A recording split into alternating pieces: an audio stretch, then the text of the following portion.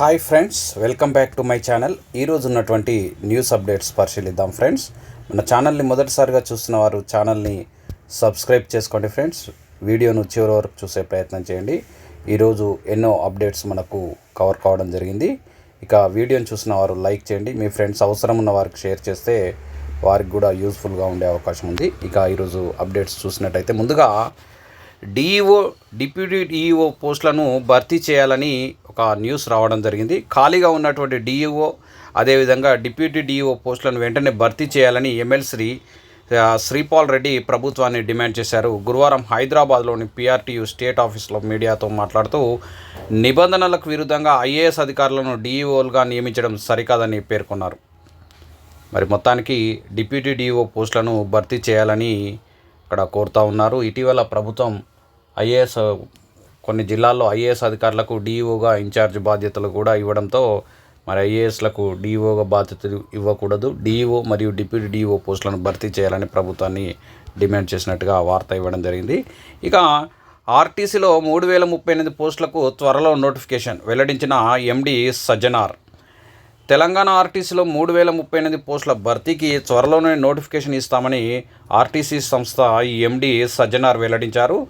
పూర్తిగా మెరిట్ ఆధారంగానే వీటిని భర్తీ చేస్తామని గురువారం ట్వీట్ చేశారు. ఉద్యోగాలు ఇప్పిస్తామని నిరుద్యోగులను కొందరు మోసం చేస్తున్నట్టు తమ దృష్టికి వచ్చిందని, దళారులను నమ్మి ఎవరు మోసపోవద్దని కోరారు. ఈ పోస్టులకు ప్రభుత్వ నియామక బోర్డు ద్వారానే నోటిఫికేషన్ ఇచ్చి నియామక ప్రక్రియను పారదర్శకంగా మెరిట్ ఆధారంగానే పూర్తి చేస్తామని చెప్పడం జరిగింది.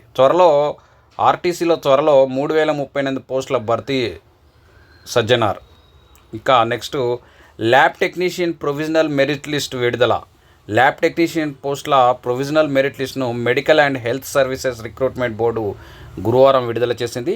దీంతో 1284 ల్యాబ్ టెక్నీషియన్ పోస్టులు భర్తీ కానున్నాయి. ల్యాబ్ టెక్నీషియన్ గ్రేడ్ 2 పోస్టులకు సెప్టెంబర్ 11న నోటిఫికేషన్ విడుదల చేశారు. నవంబర్ 10న సిబిటి విధానంలో పరీక్షలు నిర్వహించగా దాదాపు 23,000 మందికి పైగా హాజరు కావడం జరిగింది. తాజాగా ప్రొవిజనల్ మెరిట్ లిస్ట్ను విడుదల చేయడంతో మరి దీనికి సంబంధించి 2322 నర్సింగ్ ఆఫీసుల పోస్టులు కూడా భర్తీ కానున్నాయి. మొత్తానికి ల్యాబ్ టెక్నీషియన్ 1284 ల్యాబ్ టెక్నీషియన్ పోస్టులు భర్తీ కానున్నాయి అంటూ వార్త ఇవ్వడం జరిగింది. ఇక నెక్స్ట్ నిరుద్యోగులను మోసం చేసిన Congress. Job calendar youth declaration bogus. 20 నెలలైన కొత్త నోటిఫికేషన్ ఏదని మరి కేటీఆర్ గారు కాంగ్రెస్ను డిమాండ్ చేస్తున్నట్టుగా నోటిఫికేషన్ లేవని వార్త ఇవ్వడం జరిగింది. ఇక నెక్స్ట్ డిగ్రీ అసిస్టెంట్ ప్రొఫెసర్లకు అసోసియేట్ ప్రొఫెసర్లుగా ప్రమోషన్. రాష్ట్రంలోని సర్కారు డిగ్రీ కళాశాలల్లో పనిచేస్తున్నటువంటి 178 మంది అసిస్టెంట్ ప్రొఫెసర్లకు పదోన్నతులు లభించాయి.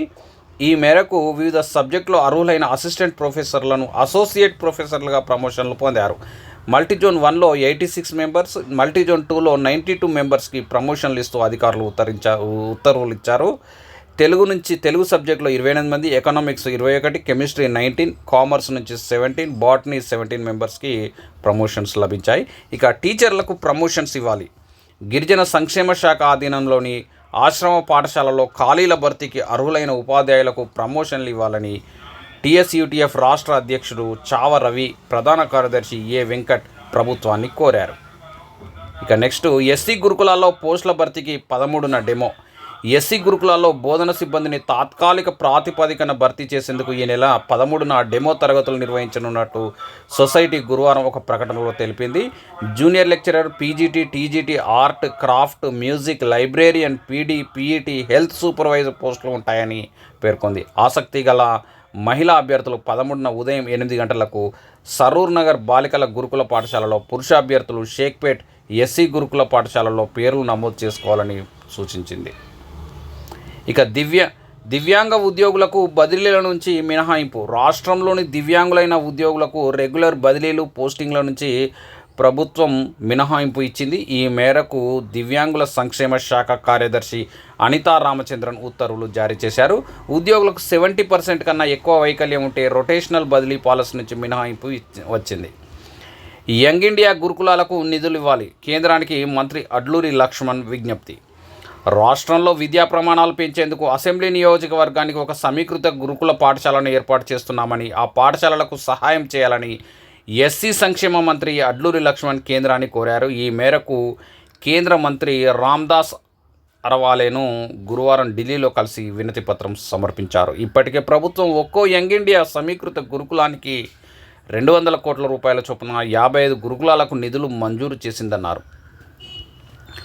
బీసీ ఉద్యోగుల సమాచారం ఇవ్వరేం, తెలంగాణ బీసీ కమిషన్ అసంతృప్తి. బీసీ ఉద్యోగుల సమాచారం ఇవ్వాలని అడిగిన వివిధ ప్రభుత్వ శాఖలు ఇవ్వడం లేదని రాష్ట్ర బీసీ కమిషన్ అసహనం వ్యక్తం చేసింది. ఖైరతాబాద్లోని కమిషనర్ కార్యాలయంలో చైర్మన్ నిరంజన్ రెడ్డి అధ్యక్షతన సభ్యులు గురువారం ప్రత్యేకంగా భేటీ అయ్యారు. ఈ సందర్భంగా పలు అంశాలపై చర్చించారు. అన్ని ప్రభుత్వ శాఖల్లో పనిచేస్తున్న ఉద్యోగుల సమాచారాన్ని ఇవ్వాలని ఆదేశించినా చాలా శాఖలు ఇవ్వలేదని కమిషన్ అసంతృప్తి వ్యక్తం చేసింది. Lab technician grade 2 provisional merit list release.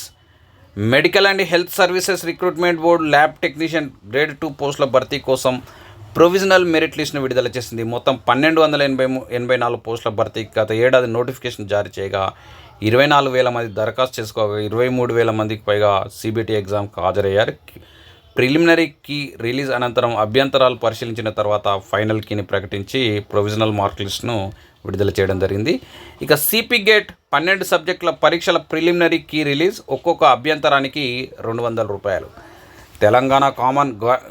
Telangana common post graduate entrance test పరీక్షల ప్రిలిమినరీ ఆన్సర్ కీలు రిలీజ్ కావడం జరిగింది.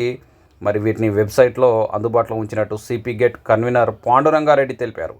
ఏమైనా అభ్యంతరాలుంటే ఈ నెల 10న మధ్యాహ్నం 12 గంటల వరకు ఆన్లైన్లో సమర్పించాలని సూచించారు. ప్రతి ఆబ్జెక్షన్కు 200 రూపాయలు చెల్లించాల్సి ఉంటుందని, ఒకవేళ అభ్యంతరం సరైందని రుజువైతే ఆ మొత్తం తిరిగి అభ్యర్థికి చెల్లిస్తామని వెల్లడించారు. తెలుగును తప్పనిసరి ఉత్తర్వులపై స్టేకు హైకోర్టు నిరాకరణ. ద్వితీయ భాషగా అమలు చేసే ప్రణాళికలను సమర్పించాలని రాష్ట్రానికి హైకోర్టు నోటీసులు. 2 వారాలకు విచారణ వాయిదా.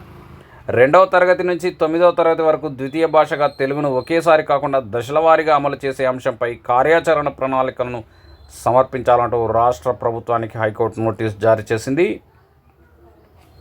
ప్రభుత్వ అన్ఎయిడెడ్ ప్రైవేట్ పాఠశాలలో తెలుగును ద్వితీయ భాషగా పేర్కొంటూ అమలు చేసే తీరుపై నివేదిక ఇవ్వాలని గురువారం ఆదేశించింది.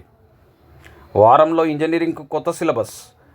మరో వారం రోజుల్లో బీటెక్లోని పలు బ్రాంచీలకు కొత్త సిలబస్ అమలు కాబోతుంది. గురువారం హైయర్ ఎడ్యుకేషన్ కౌన్సిల్ ఆఫీస్లో syllabus committee chairman professor Sriram Venkatesh నేతృత్వంలో వివిధ యూనివర్సిటీల బీఎస్సీ చైర్మన్లు, సబ్జెక్ట్ నిపుణులతో సమావేశం జరిగింది. ఈ సందర్భంగా సిలబస్ కమిటీ పలువార్లు సమావేశమై రూపొందించిన కొత్త సిలబస్ను మీటింగ్లో చర్చించారు.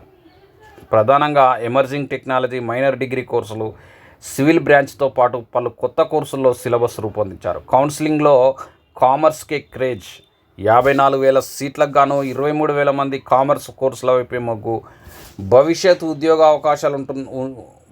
ఉద్యోగ అవకాశాలున్న కోర్సులకే అధిక ప్రాధాన్యత. దోస్తులు కౌన్సిలింగ్లో మొత్తానికి ఆర్ట్స్కు సంబంధించి చాలా ప్రాధాన్యత తగ్గుతుందని, ఎక్కువ మంది విద్యార్థులు కామర్స్ కోర్సుల వైపే మొగ్గు చూపుతున్నారని వార్త ఇవ్వడం జరిగింది.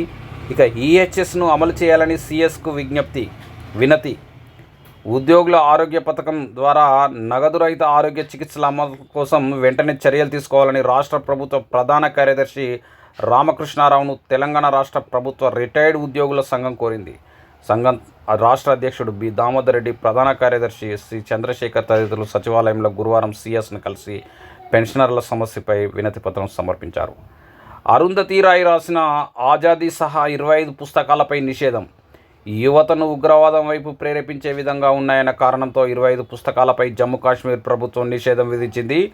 ఉగ్రవాదులను హీరోగా చూపిస్తూ వారిని కీర్తించేలా హింసను ప్రేరేపించడంలో ఈ పుస్తకాలు కీలక పాత్ర పోషిస్తున్నాయని ఉత్తర్వులో పేర్కొంది.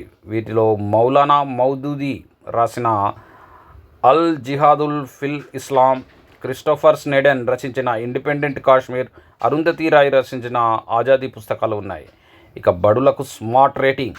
6 కొలమానాల ఆధారంగా నిర్ణయం. జాతీయ స్థాయిలో ఎంపికైన వాటికి ₹1,00,000 ప్రోత్సాహం. దేశవ్యాప్తంగా ప్రభుత్వ, ఎయిడెడ్, ప్రైవేట్ పాఠశాలల్లో పచ్చదనం, పరిశుభ్రత పెంచేందుకు కేంద్ర విద్యాశాఖ స్టార్ రేటింగ్ విధానాన్ని అమల్లోకి తెచ్చింది. గతంలో ఉన్న స్వచ్ఛ విద్యాలయ పురస్కార్కు మార్పులు చేసి ఆ స్థానంలో స్వచ్ఛ ఏవం హరిత్ విద్యాలయ రేటింగ్ను ప్రారంభించడం జరిగింది. మొత్తం 6 ప్రధాన కొలమానాలకు సంబంధించి 60 సూచికల ఆధారంగా 1 నుంచి 5 స్టార్లు కేటాయించనుంది. మొత్తానికి ఈరోజు ఉన్నటువంటి అప్డేట్స్ పరిశీలించాం ఫ్రెండ్స్. నెక్స్ట్ వీడియోలో మళ్ళీ కలుద్దాం. మన ఛానల్ని సబ్స్క్రైబ్ చేసుకొని సపోర్ట్ చేస్తారని ఆశిస్తూ మళ్ళీ కలుద్దాం ఫ్రెండ్స్. All the best.